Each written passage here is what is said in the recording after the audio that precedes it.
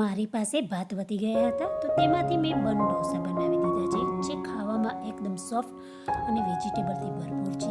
તે બનાવવા માટે વધેલા ભાત મિક્સર જારમાં લઈ લઈશું. તેમાં 1 નાની વાટકી મકાઈ અને 1 વાટકી રવો, 2 થી 3 ચમચી ખાટું દહીં, સ્વાદ અનુસાર મીઠું ઉમેરી પીસી બેટર બનાવી તૈયાર કરી લઈશું. મારો વિડીયો તમને પસંદ આવતો હોય તો મારી ચેનલને લાઈક, સબસ્ક્રાઈબ, શેર કરશો.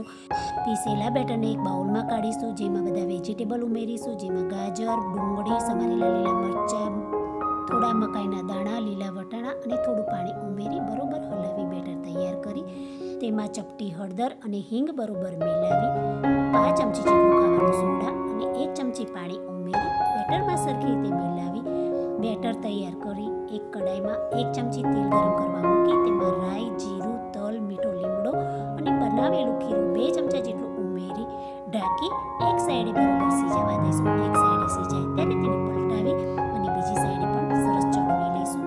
ઢોસો તૈયાર થઈ જાય ત્યારે તેને પ્લેટમાં કાઢી લઈશું અને આ રીતે બીજા ઢોસા પણ ઉતારી લઈશું.